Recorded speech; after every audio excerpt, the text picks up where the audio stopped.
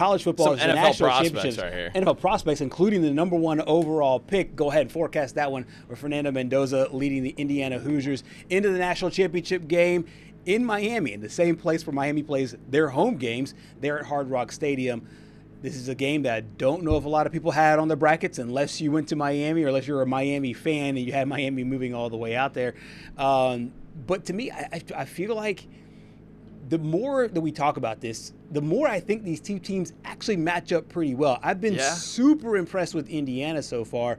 But the more you kind of crunch the numbers, this actually might be a better game than most people are saying. Yeah, and I just find it so surprising that, as you mentioned, Miami playing in their home stadium is a heavy underdog, 8.5 points. It opened up at 7.5. Now it's swung a whole point in Indiana's favor. So, I mean, you're talking about a two-possession game, so to speak, on home turf. I don't think there's going to be as big of a home field advantage as people may think, because you get 20,000 tickets per fan base, and then the rest are just sold to, I believe the rest of them are corporate. Right, like the corporate suites. It's like it's kind of like the Super Bowl. Exactly. It really is Super Bowl. So I mean, I wouldn't really expect the Miami faithful to have that big of an advantage. I mean, we saw Indiana in Atlanta. That was like 85-15. Yeah. I mean, it was just a sea of red, and they definitely traveled. But I think it's when you look at the offensive side of the ball, I think Indiana has the better offense than Miami. But when you look at the defense, I mean, it's hard to talk about. It's hard to ignore what Miami has done to get to this point. I mean, they made Marcel Reed look bad. Yeah, they did. You can talk about the wind all you want. They also made Julian Sand look bad too. That's honestly, to me, if I'm pointing to any game, if you want to do just a straight up comparison, two games back to back, take the Miami versus Ohio State game, take the Indiana versus Ohio State game. Yeah. And I'm like, hey, I'm actually a little bit more impressed with the way Miami played against Ohio State than I am with the way that Indiana played against OhioTate. Now, as far as matchups go, we talked about this as Ole Miss was gearing up for, or as Miami was gearing up for Ole Miss. That defense overall, do you think the defense has enough for the Heisman Trophy winner and the future #1 overall draft pick in Fernando Mendoza? You know, that's the talking point, because Mendoza has more touchdown passes than incompletions in the college football playoff, which is just absolutely unreal. I mean, the passing yards haven't been there, but he just hasn't had to throw the ball, and that's been the story of the season. We talked about this after Mendoza won the Heisman Award. I believe Indiana had the 20th best passing offense in the country. Right. And he still won the Heisman because he's got over 40 total touchdowns compared to, I believe it's like 5 interceptions this year. I mean, just some ridiculous numbers. And I think it definitely caught some people by surprise, the fact that a Heisman Award winner was a quarterback that had the 20th best passing offense, but he does it both ways. And I mean, it's just incredible. Yeah, absolutely. When you talk about models, and everything is copycat. You go to the NFL, one team started running the Wildcat, everybody started running the Wildcat. College football, you had Gus Malzahn and a few others that were at Auburn. They're running the RPO, and everybody started running RPO. This is such a copycat deal. Yeah. The way Kirk Cignetti structures his team is very unapologetic. It is very, hey, he wants an older guy. He doesn't want the 5-star high school kid. Yeah, if you want the 5-star high school kid, but has he produced at that level? Yeah. And Cignetti's like, hey, I want production over, a prospect. And he's taken a lot of guys out of the portal, and it's worked. It worked last year, ended up, having a good season for Indiana, kind of grading on a curve. And then it's worked this year, going all the way to the national championship game. Do you think this model works, and will other teams start doing it? Just saying, hey, look, screw everything else. We're running a professional franchise, so instead of going in and getting the #1 overall rookie, I'm going to go in and go get the veteran that's been to a playoff game and molding your team that way. I think so, because there's no restrictions really right now. I mean, with the highest what you bidder can these do. days. Yeah, we see it in the MLB too, which we'll get to cap off the hour in a few minutes. But I think it's going to be something that we start to see more often. Yeah, you can go out and get your 5-star out of high school, but what does that mean? That just means they're going to want more money once they enter the transfer portal. It's kind of like drafting Paul Skeens, and then Paul Skeens is really good. He's just going to want more money that I know Bob Nutting, the owner of the Pirates, isn't going to dish out because he doesn't pay anybody. Yeah. Kirk Cignetti, talked a little bit about having those older players, what that means for him. And this model is going to continue because they have Josh Hoover coming in next year once Fernando Mendoza is gone. Here's Coach Sig. I think it helps us a ton, but that's what we would look for too. When I came, it was a quick process, a 3-day hiring process. And when I got here, we had 10 offensive starters in the transfer portal, and we had 1 returner on defense. So we were down to 40 scholarships, by day 3. And so, we needed to hit the portal hard. And, we signed 22 guys that had all been 2-3-year starters with consistent production. I knew we had flipped the roster.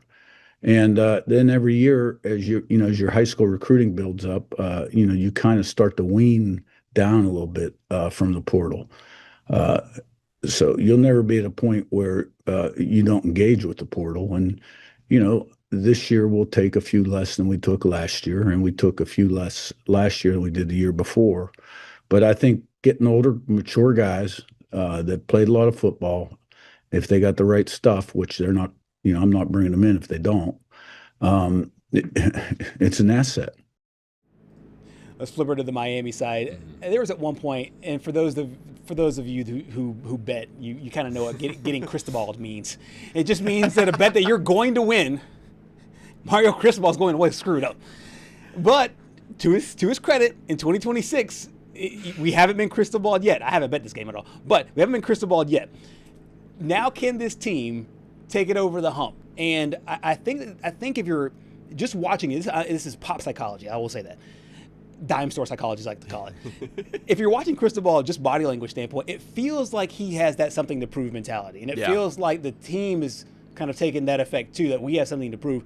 Do you think that this team has what it takes to knock off the number 1 team in the nation and kind of show, hey, because I think if Indiana loses, I think we'll frame this year a little bit differently. If Indiana wins, get ready for all the hyperbole conversation about, is this the greatest team ever? That's coming, and I'll save everybody that because that will be on the way. I think if Miami wins, it's like, hey, is the U back? And I think that Cristobal, being so tight into the university, wants the U back. No, because here's what I think is going to happen. The biggest question is, can Miami control the time of possession like they did against Ole Miss in the Fiesta Bowl? They held the ball for north of 41 minutes, which is still blows my mind in a 60-minute game. They hold the ball for 2/3 of the game. I mean, that's just absolutely unreal.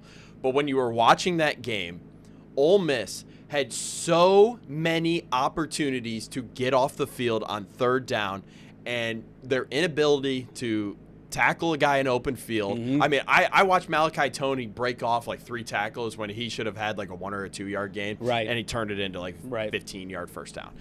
I just don't see that happening with this Indiana defense. They're a lot better. They're a lot more disciplined. They know how to tackle. They can put pressure on you. We saw the pick 6 from D'Angelo Pons to start the Peach Bowl. That got them rolling against Dante Moore. They aren't scared of this team. They aren't scared of anybody. I mean, Dante Moore, they heard the disrespect coming against Fernando Mendoza. They heard what they were saying about how Dante Moore should be the number 1 overall pick over Mendoza, and they put that to bed. They're hearing a little bit about how Mark Fletcher, he's this great running back, averaging I think it's close to 7 yards a carry in the playoff, which is just absolutely unreal. They've seen what they did to Ole Miss. They're not scared at all. I just don't see it happening. I don't know.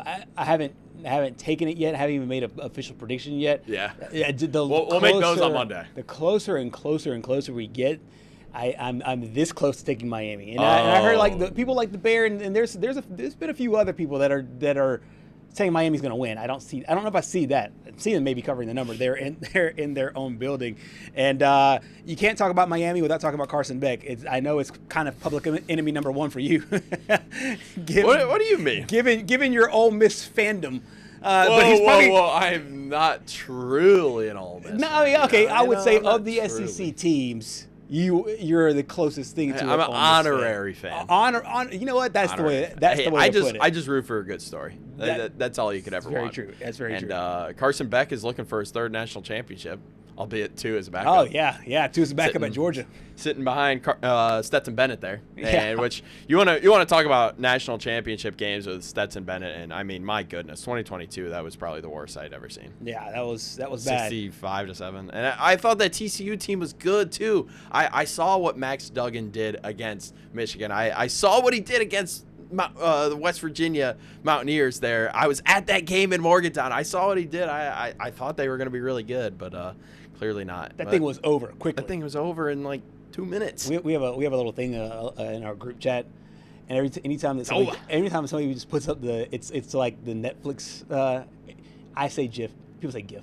It's GIF. Yes, it is. The person that created it says what I'm saying. No. But anyways, GIF is like the peanut butter. You know? I get both sides of it, but okay, the animal with the long neck is called what? A giraffe. What? A giraffe, but Okay, that's yeah. GIR. Yeah, Not but GIF. I'm saying that you're pronouncing the G in the same way. Okay, but how do you say what you get on Christmas? A gift. GIF. This debate continues. I promise you. Anyways, we got sidetracked there. Yes, we did. Anytime somebody puts up the in our group chat the Netflix like ding, like that means like you're done watching sports. The night's over and it's now time to watch Netflix. I Netflix that day, like second quarter of Georgia TCU, that 65-7 absolute beatdown. We'll see if we get a beatdown on Monday night in Miami Gardens there. It's GIF, guys. Ladies and gentlemen, it's GIF. Pull up somewhere. Coming up next year on Southeast Sports Plus, we'll close up hour number 1 with some baseball talk. Stay with us.